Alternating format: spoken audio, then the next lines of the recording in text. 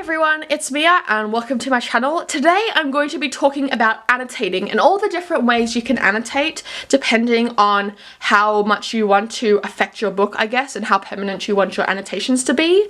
Also, another thing is that I'm also going to talk about what not to do and what annotating mistakes I personally made.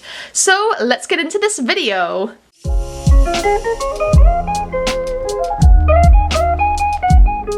So first I'm going to talk about what not to do when annotating. So here I have The Disreputable History of Frankie Landau Banks by E. Lockhart, and this is one of my favourite books ever.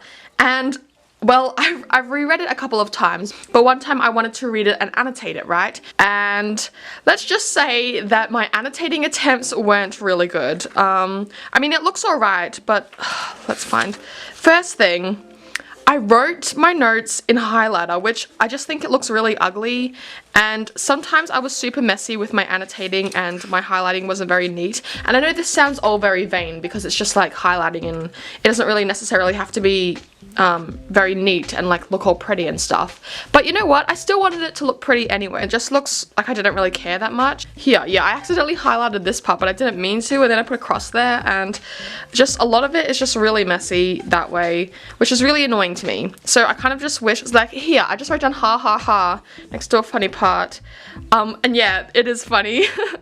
The point is though that I just think that I did this really messily and it's really annoying because this is like one of my favorite books ever and now I've kind of wrecked the interior. But you know what, I think I'm going to reread this anyway for a video and like discuss it because I think this is a super interesting book, and in doing so I'll try and re-annotate this but in a prettier way. I'm not entirely sure how I'm going to fix this book, but I'll try my best. So this is one of my favorite books alongside Frankie because I think they're very similar in many ways, but they're also very different. The thing is, I did highlight it like right after I did this one, and I think I did slightly a better job with Lorinda because as you can see I didn't write my notes in pink highlighter, I just wrote it with pen. I don't know, I think maybe my notes are just kind of dumb. I kind of wish that I didn't highlight these at all. Maybe half of the reason I'm so annoyed at this highlighting is because I think that my annotations and notes are kind of stupid. And I think that I've gotten better at actually annotating books and finding what's meaningful in them. But you know what? Yeah, so those are my examples of like what's not very good, and then I'm going to talk about what you can do to annotate and like different ways of annotating. So, this is another E. Lockhart book. Yes, I'm kind of obsessed with E. Lockhart. That was a weird laugh. Okay, so the point is that this was one of the first books I annotated even before these two disasters, but I didn't really annotate it. What I did was I just stuck these sticky notes on the side, so the actual book isn't really affected. And this is really good if you want to like make notes or you want to do that kind of intensive note-taking thing, I guess, but you don't want to actually affect the book or wreck the book, which I totally understand. I totally understand not wanting to blur the pages of a pristine book, especially if you end up regretting it as much as I did for these two.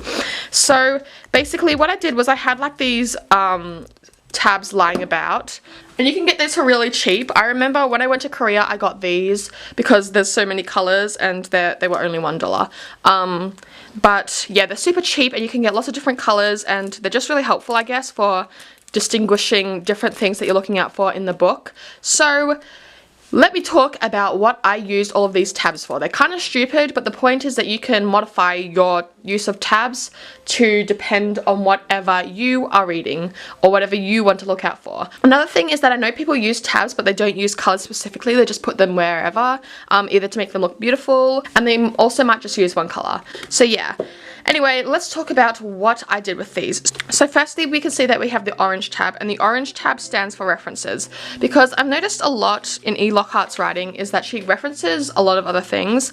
In this book, it's mostly literature, but in other books, it might be more subtle references, as in this one literally says Jane Eyre, Vanity Fair, Great Expectations. Over here it says Heidi, over here it says A Little Princess, Pollyanna, and it kind of just continues like that. So this one is A Winter's Tale, blah blah blah. So yeah, in Genuine Fraud, E. Lockhart explicitly references a lot of pieces of literature. However, in We Were Liars, there's King Lear and what's it called? Wuthering Heights. Those references are a lot more subtle. And even in Frankie, there are references not to literature but to ideas such as the Panopticon and... oh, actually there's references to Woodhouse. Actually, yeah, E. Lockhart does reference literature a lot. But you know what? I kind of did some online researching because, you know, I like her writing so much. And I'm pretty sure she has a PhD in English Lit anyway.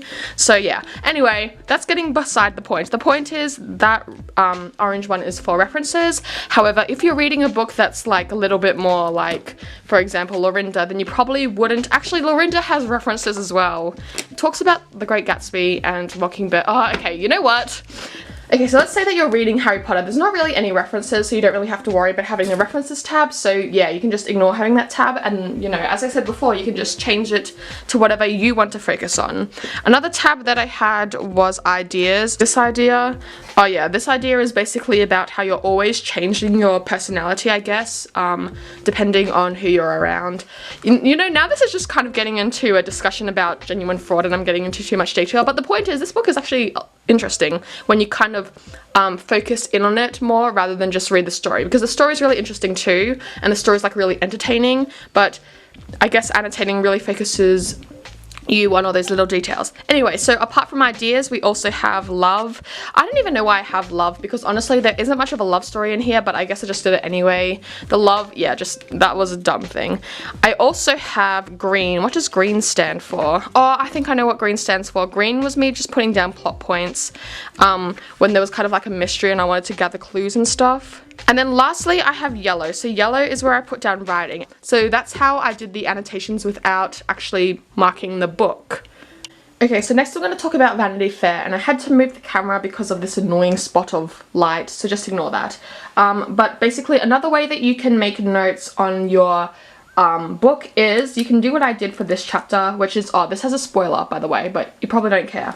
Anyway, this just is what I did once, which I did like a chapter summary. This is what I'm going to use as kind of my annotation guide for now. This is like what I currently do and what I personally think is the most effective, especially if you're kind of dumb like me. So let's begin. The first thing that I do is I have two very important tools that I use. So I use this purple highlighter, and I've decided that I will use purple consistently throughout this book because, you know, I want it to look pretty, which is just my vanity coming out again. But you know what this book is called? Vanity Fair.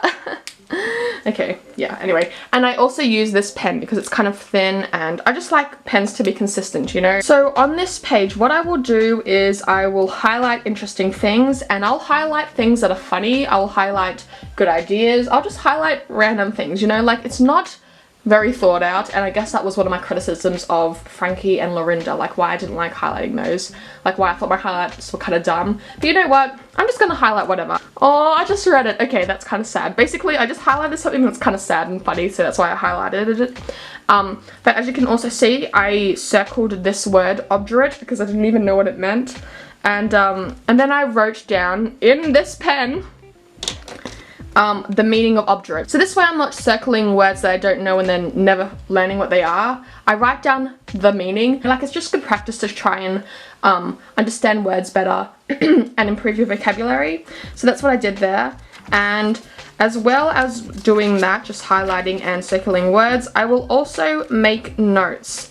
So let me find the notes. Aha! Yeah, this was me just giving like a running commentary on a plot point. So the thing about this book is that I haven't actually finished it yet, but I will. Trust me, I will. And when I do, I'm gonna make a video about it just so I can brag about finally finishing this book that took me ages to get through. Because I do want to get through this book, and it's not because I just paid $30 on this hardcover, it's because I actually think that it's a good story, and there's a lot of things that I like about it, and I'll go into all of this in a video, but the point is, I want to finish this book and I want to reread it because I genuinely like the story, and I always thought that when I reread it I would like to see my earlier comments, if that makes sense, and compare how they, like how I've changed, I guess. Another thing that I did was wrote down the names of characters and stuff. You can write notes like that just to help yourself out and figure out what's actually going on. So that's what I currently do, and that's what I think is really simple, because really all you need is just a pen and a highlighter. And if you don't want to use either of those, you could just use just a pen by itself or just a pencil, and you could underline things and then write notes. But yeah, that's what I like to do, and I just think that it looks very nice and neat. So I hope you enjoyed this video, and if you want to see more videos about books, definitely consider subscribing, and I will see you in my next video. Bye!